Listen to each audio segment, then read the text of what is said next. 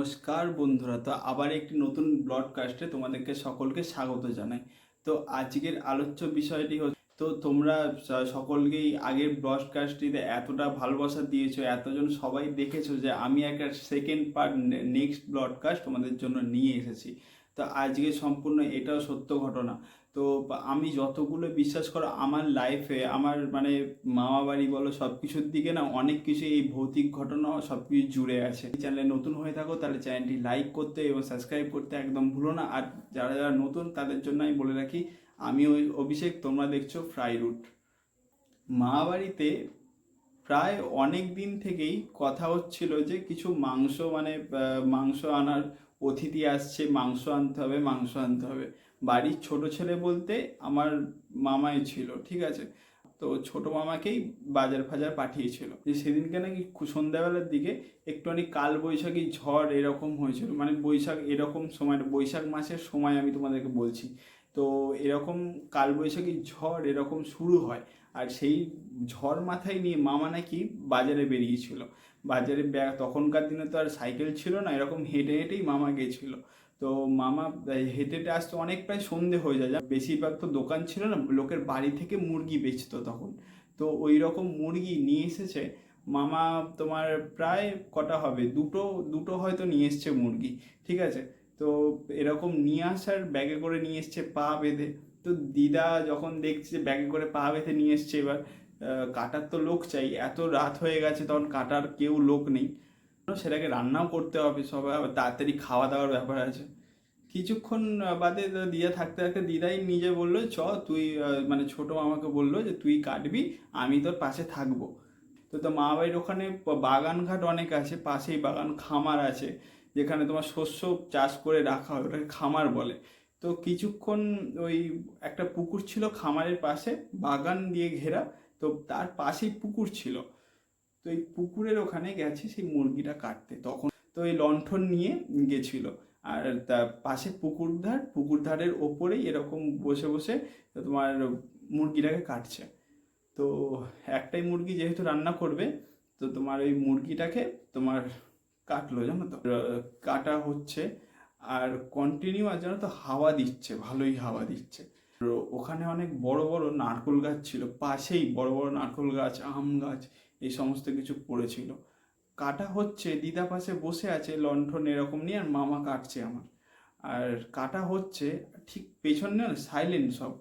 কিন্তু হঠাৎ হঠাৎ করে আমও পড়ছে না, কিছুই পড়ছে না, কিন্তু হঠাৎ হঠাৎ করে এত জোরে জোরে কিছু পড়ার শব্দ হচ্ছে যে মনে হচ্ছে যেন কিছু একটা পড়ছে ওখানে। তো কোথাও কিছু নেই বন্ধু, ওরকম পরিস্থিতিতে সন্ধেবেলা রাত্রিবেলা ওখানে কেউ যায় না, কারণ সবাই চাষিবাসী মানুষ। সন্ধ্যের আগে কাজ মিটিয়ে সবাই বাড়ি চলে যায়। তো ওরকম পরিস্থিতিতে তোমার এমনই অবস্থা যে এত শব্দ হচ্ছে, এত শব্দ হচ্ছে বন্ধু, কোথাও কিছু নেই। দেখো কোথাও কিছু নেই, ঠিক আছে, চারিদিকে শুনশান, হাওয়া দিচ্ছে হু হু করে। আর এরকম লণ্ঠনের ঠিক পাশেই, আমি তোমাকে বলতে যাবো বেশি দূরেও হচ্ছে না কিন্তু আওয়াজটা, একদম তুমি এখানে বসে আছো, তোমার থেকে হাত 10 দূরে ওরকম শব্দটা হচ্ছে। আর তুমি যখন ওদিকে একটু লণ্ঠনটা এরকম উঁচু করছো, তখন দেখতে পাচ্ছ না আমও পড়েনি, আর আশেপাশে কোনো আম গাছও নেই, না নারকেল গাছ পড়েছে নারকেল ওপর থেকে। তো দিদা 2-3 বার এটাকে লক্ষ্য করলো, মামাকে বলেনি, মামা নিজের মনে আপন মনে মাংস কাটছে, আজকে রান্না হবে, খাবে মাংস, একটা নিজের একটা আনন্দেতে মাংস কেটে যাচ্ছে। আর আমার মামার জানো তো অনেক কাহিনী আছে, আমি একটা ধীরে ধীরে তোমাদের কাছে সব কিছু খুলে বলবো। তাও তার আগে তোমাদেরকে এই ঘটনাটা বলি, একটা অন্য এপিসোডে তোমাদেরকে আমি এই মামার সব গল্পগুলো তোমাদেরকে বলবো আমি। আর আমার তো নিজের মনে কেটে যাচ্ছে মাংস। কিছুক্ষণ বাদে যখন আওয়াজটা আওয়াজটা বন্ধু যখন এত মানে কাছে এলো, তো তখন দিদা বলল, মানে দেখো প্রথম আওয়াজটা হলো ঠিক হাওয়ার মতো, জানো তো, একটা ঠিক হাওয়া যেমন এসে যেমন ধূপ করে শব্দ হলো, ঠিক ওই রকম বাদ যেই দেখছি আর কিছু নেই।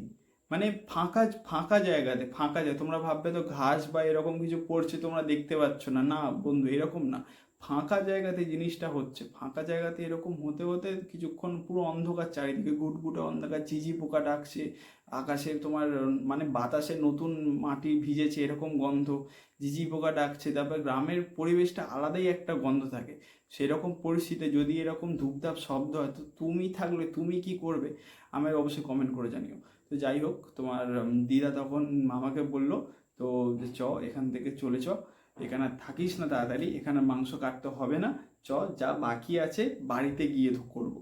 তোমাদেরকে একটা জিনিস বলে রাখি, আমার মামা ছিল না একটুখানি বেশি, মানে কি বলতো, মানে ভালোই সাহস ছিল জানো তো। মামার না এই সমস্ত জিনিস ভয় এরকম অতটা বেশি লাগতো না, কারণ গ্রামের মানুষেরা অতটাও মানে এই সমস্ত জিনিসগুলোতে না অতটাও মানে নিজের কাজেরটাই বেশি ফোকাস করতো, এই সমস্ত দিক থেকে দূরেই থাকতো। তবুও যখন নিজের হাতের সামনে যখন এই সমস্ত জিনিস ঘটে বা তোমার চোখের সামনে যখন ঘটছে, এই সমস্ত জিনিস তুমি কিছু করা যায় না তখন আর। তো যাই হোক, তখন একটা বলে রাখি যে আমার দিদা যখন আমার মামাকে বারণ করছিল যে চ এখান থেকে চলে চ, ওখানে অন্য জায়গায় মানে বাড়িতে চলে যাই, ওখানে গিয়ে যা বাদ বাকি যা আছে সব ওখানে করব। তো তখন আমার মামা বলছিল যে না থাক, এখানেই করে যাব, চলো এখান থেকেই করে যাবো, কারণ মামা ওইগুলো না বুঝতে পারছিল না। কারণ একটা সময় আসে মানুষের মানে নিজের একটা আত্মার বলো বা নিজের বডি ওয়েটের একটা সময় আসে, যে পার্টিকুলার সময়ের মধ্যেই সেই সময়কালটা এলেই তবেই তুমি এই সমস্ত জিনিস ফিল করতে পারবে, তার আগে কখনো তুমি ফিল করতে পারবে না এইসব জিনিসগুলো। তো তখন মামা কিন্তু সেই সময়টা মামারও ছিল যে মামা তখন এই সমস্ত জিনিস বুঝতে পারছিল না, কিন্তু আমার দিদা এই সমস্ত জিনিস বুঝতে পারছিল যে আমাদের আশেপাশে অনেক কিছু ঘটছে যেটা আমাদের হয়তো ভালো চাইছে না, মানে এরকম একটা ব্যাপার। তো আমার মামার অনেক কিছু ঘটনা আছে বন্ধু, তোমাদের সাথে আলোচনা করতে করতে পুরো একদম রাত হয়ে যাবে, কিন্তু আমার মামার গল্প শেষ হবে না। এই সমস্ত কিছু ব্লডকাস্ট এই সব কিছুই তোমাদের সাথে আমি ধীরে ধীরে তুলে ধরতে চাই। আর আরেকটা বলে রাখি, সেদিনকার রাত্রে জানো তো, সেদিনকার রাত্রে যখন মাংসটা রান্না হয়েছিল, ঠিক আছে, সেদিনকার রাত্রের মাংসটা কিন্তু বন্ধু সেদ্ধ ঠিকঠাক হয়নি। এটা তোমার একটু নিয়ে কেমন একটা বলবে যে কেন সেদ্ধ হলো না কেন। হ্যাঁ বন্ধু, সেদ্ধ হয়নি সেদিনকার মাংসটা, কেন জানি না, তবে সেদ্ধ হয়নি, মাংসটা একটু মানে ছিল। কারণ সেদিনকে একটুখানি বাড়ির তোমাকে বললাম আগেতেই যে লোক এসছিল বাড়িতে, সেদিনকে যখন লোক এসছিল, লোকের মুখে যখন ওইরকম একটু সেদ্ধ হয়নি, ওরকম একটু মাংসটা পড়েছে, তখন একটু খারাপ লেগেছিল, তাই সেই কথাটা মনে আছে আজ পর্যন্ত। তুমি একটা ব্যাপার হয়েছে, ম্যাটার করে সব কিছু, একটা আগে পরে একটা ম্যাটার করে সব। তো তার কিছুদিন বাদে মাছ ধরার কেস একটা তোমাদেরকে বলি। একটা মাছ ধরার জন্য মামা যাবে বলে ঠিক করছিল সেই স্থানটাতে, মাছ ধরবে বলে, কারণ আমাদের মা বাড়ির পাশে একটা বড় খাল আছে জানো তো, সেই খালের ওখানে মাছ ধরবে ঠিক আছে, কিন্তু প্রথম দিনে ছিপে করে মাছ ধরতে গেছিলো, সেখানে ছিপে করে মাছ অতটাও হয়নি, তো জাল নিয়ে মাছ ধরতে যাবে সেখানটাতে। তো ওই জালটাতে প্রথম দিন মাছ আনতে গেছে, তো ওখানটা ঠিক আছে, কিন্তু দ্বিতীয় দিন যখন মাছ আনতে যাবে এরকম সন্ধ্যের দিকে, মানে মাছ ধরতে যাবে, সেই সময়টাতে দেখছে আমাদের ওই মা বাড়ির ঠিক নদীর ওপার থেকে না ওই রকম মানে বিশেষ করে হাসির শব্দ, মানে খিলখিল করে মানে ফাঁকা মাঠ, তোমার যাই হোক, তো সন্ধ্যের পরে কেউ থাকে না মাঠে, ওরকম একটা শ্মশানও আছে, হ্যাঁ ওদিকে একটা শ্মশানও আছে, শ্মশানের অপোজিটে একটা ফাঁকা মাঠ অনেকটা, প্রায় 2 কিলোমিটার হবে, যেখানে চাষবাস ছাড়া আর কিছু নেই ওই স্থানটাতে। আর ঠিক নদীর এপারে হচ্ছে আমাদের মা বাড়ি, এপারে সব জনবসতি আছে, বাট ওপারে কিছু নেই। তো ওপার থেকে বিশ্বাস করবে না, ওই খিলখিল করে একটা হাসির শব্দ অনবরত তোমাদের মানে এসেই যাচ্ছে। আর ঠিক যেন কেউ একজন দূর থেকে ওই তোমার চিৎকার করে ডাকছে, মানে কীরকমভাবে একটা কেমন একটা চিৎকার, কীরকম চিৎকার কি বলবো, এরকম হতে হতে যাবত কিছুক্ষণ যাবত যখন মামা দেখছে যে এরকম হচ্ছে, মামা কিন্তু ওই অবস্থাতেই কিন্তু এরকম মাছ ধরার চেষ্টা করছিল। আর এরকম এই লণ্ঠন বললাম না, এই লণ্ঠন নিয়ে ওরকম গেছিল, আর আলো দেখলে না মাছগুলোকে দেখবে তোমাদের কাছে চলে আসবে, ওই রকমই আলো দেখে মাছটা কাছে আসছিল, আর তখন মামা মাছগুলোকে ধরছিল। কিন্তু একটা একটা মানে কি বিপজ্জনক একটা ঘটনা, তো এই মাছ যেই ধরতে গেছে না, তো প্রথমে দেখছে দূর থেকে একটা শোল মাছ মানে পাড়ের আশেপাশে ওরকম খেলা করছে। তো দূর থেকে যখন ওটা দেখেছে, লণ্ঠন তোমাদেরকে বললাম, ওই লণ্ঠন না তো ঠিকঠাকভাবে দেখা যায় না, তখনকার দিনে টর্চও ছিল না। তো ওই মানে আস্তে আস্তে যেমন মাছ ধরে যাতে দেখেছো, হয়তো পা ফেলে আস্তে আস্তে মানে শিকার করতে যাচ্ছে, যাই হোক, তো আস্তে আস্তে পা ফেলে যখন যাচ্ছে, কিন্তু মাছটা কিন্তু নড়ছে অনবরত, যেন মনে হচ্ছে যে কিছু একটা আটকে ধরে রেখেছে মাছটাকে, কোনোভাবেই মাছটা ছাড়তে পারছে না। কিন্তু একটা আশেপাশে না, ঠিক তোমার কি বলবো, চারিদিকে নিস্তব্ধ আর শান্ত পরিবেশ। আর তখন ওই আমাদের ওই মা বাড়ির ওই এলাকাটা ছাড়া আর আশেপাশে দুটো তিনটে বাড়ি ছিল, আর বেশি বাড়ি ছিল না।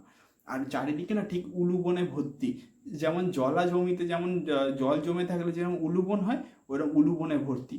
কিছুক্ষণ ওই আটকে রাখা মাছটাকে দেখতে দেখতে মামা ওই যাচ্ছিল, কিন্তু তখনও মাছটা কিন্তু ছটপট করছে, মাছটা ছাড়েনি। আর জলটা না ঠিক মানে ওলট পালট পুরো জলটা ঘুলিয়ে গেছে। তো মামা বেশি দেরি না করে তাড়াতাড়ি করে জালটার ওখানটা যে ধরেছে, ঠিক আছে, তার সাথে তো একদম পাতা ফাতা সব কিছু, পাঁক পাতা সব কিছু নিয়ে উঠেছে। তো ওই রকম পরিস্থিতিতে মামা আর কি করেছে, জালটাকে নিয়ে সোজা পাড়ের দিকে আসছে, জানো তো, লণ্ঠন এক হাতে জালটাকে নিয়েছে, নিয়ে আর পাড়ের দিকে যাচ্ছে। তো এরকম যেতে যেতে যখন ওই মাছটাকে যখন রেখেছে, ঢাললো আর কি মাছটাকে নেবে বলে, তখন বন্ধুরা বিশ্বাস করো, ওই মাছটা যে এতক্ষণ যাকে দেখছিল, মাছটা শোল মাছ, এত এত বড় শোল মাছ তোমার লাফালাফি করছে, সেই মাছটা একটা বড় একটা সাপে পরিণত হয়ে যায়। মানে এই যে ঢাললো জালটা, ঢালতে না ঢালতেই সেটা একটা সাপ একদম ফোনা তুলে মানে একদম বসে পড়েছে, নেই কামড়ে ছুটে এলো। মানে এরকম একটা পরিস্থিতিতে দেখার পরে ছেড়ে দে মা কেঁদে মাছি, ওরকম একটা ব্যাপার। তো ছুটে চলে যায় মামা তাড়াতাড়ি, মানে তাড়াতাড়ি জাল ফাল ওখানে যা আছে সব মানে ফেলে দেয়। হারিকেনটা খুঁজে পাওয়া যায়নি, আর জালটা তো ছেড়েই দাও, তো এই নদীতে সব পড়ে যায়। এবার মা দৌড় ওখান থেকে। আর তারপর থেকে আর ওই সন্ধেবেলার দিকে মানে খুবই একটু মানে যেত, তোমাদেরকে বলবো এই মাছ ধরা কেস অনেক আছে, কিন্তু তোমার ওই ভয় পেয়ে যায়। মামা তখন খুবই ছোট ছিল, তখন এটা প্রথম ঘটনা মামার সাথে, যেটা ভৌতিক ঘটনা এরকম ঘটেছিল। কিন্তু মামা জানতো না এটা তার সাথে কি ঘটনা ঘটে। যখন বাড়িতে এসে 2-3 দিন বলেনি ঘটনাটা। কিছুদিন মামা খুব টেনশানে ছিল, খুব মানে খাচ্ছিল না, খাওয়া দাওয়া করছিল না, এরকম ঘরের মধ্যে বসেছিল। তো অনেক দিন হয়ে গেছে এরকম কিছু বলছে না। তো একদিন দিদাই জিজ্ঞেস করে কি হয়েছে রে, তো মামাকে আমার জিজ্ঞেস করলো, মামার নামটা নিলাম না। তো যাই হোক, তোমার এই কি হয়েছে রে তোর, তুই চুপচাপ আছিস, এরকম করছিস, আয় এদিকে আয়, সেই বলে না মায়েরা, সেই ওরকম কোলে বাচ্চাদের কাছে নিয়ে এসে বসে, ওরকম কোলের মধ্যে বসিয়ে মামাকে ধরে জিজ্ঞেস করছে কি হয়েছে বল। তো তখন এরকম পরিস্থিতিতে তখন এবার বলছে যে জানো এরকম এরকম হয়েছে আমার সাথে, এরকম নাকি এরকম সাপ দেখেছি, জালটাও মানে জালটাও ফেলে দিয়েছে, হারিকেনটা তুমি আমার কাছে বকছিলে, হারিকেনটা ওই হারিকেনটা আমি ওইভাবে হারিয়েছি। আমি তার ভয় কিছু বলতে পারিনি, কিন্তু আমার মাছ ধরতে ভালো লাগে, আমি ওই তুমি বললে আমাকে মাছ ধরতে দেবে না বলে আমি তোমায় কিছু বলিনি। তুমি ভাবতে পারছো একবার জিনিসটা মানে কীরকম, ঘটনাটা পরিস্থিতিটা কীরকম হয়েছিল। তো তারপরে যখন ঘটনাটা জানতে পারে, তখন কি বলবে, দেখো বাচ্চাদের কাছে তুমি যত এই সমস্ত জিনিস নিয়ে আলোচনা করবে বা বলবে না, তার তত বেশি ভয় খেয়ে যাবে। তখন আমার দিদা আবার বকে, হ্যাঁ কেন গেছিস, একদম তুই যাবে না। মামা তখন বলছে, হ্যাঁ তোমাকে আমি এই জন্যেই বলিনি। কিন্তু ওটা তো দিদা আর কি ভূত বা কি কি ধারা ওরকম কিছু মানে আন্দাজ করতে পারেনি বা বলেনি আমার মামাকে, ঠিক আছে। তোমার মানে বকেই ছিল, কেন যাবি, অন্ধকারের দরকার নেই, কেন যাবি মাছ ধরতে, এরকম খুব বকাবকি করে। তো সেদিনকার রাতটা ওরকম কেটে যায়। তো সেদিনকার ওই যে বললাম পুরো সন্ধেটা, এই একটা গোটা রাত ছিল সেদিনকার, আমি কথাটা বললাম। এই ভিডিওটা আমি এখানেই শেষ করলাম। তো এতটা পর্যন্ত যদি দেখে থাকেন তাহলে অবশ্যই মেক শিওর একটু লাইক করতে ভুলবেন না। আর ভিডিওটা সবার কাছে, তোমার বন্ধু বান্ধবী যারা যারা আছে সবার কাছে শেয়ার করে দিন, যাতে সবাই ভিডিওটা জানতে পারে। আর আমার চ্যানেল যদি নতুন হয়ে থাকেন তাহলে আমার নাম অভিষেক, আর আপনারা দেখছেন ফ্রাই রুট। তো চ্যানেলটা প্লিজ সাবস্ক্রাইব করুন। আর কি ভালো লাগে তোমার সাথে, যদি গল্প যদি থেকে থাকে তোমার কাছে আরও ভালো ইন্টারেস্টিং গল্প, তাহলে তুমি আমাকে কমেন্ট করে বা আমার ইমেলে মেসেজ করতেও ভুলো না। Thanks for watching.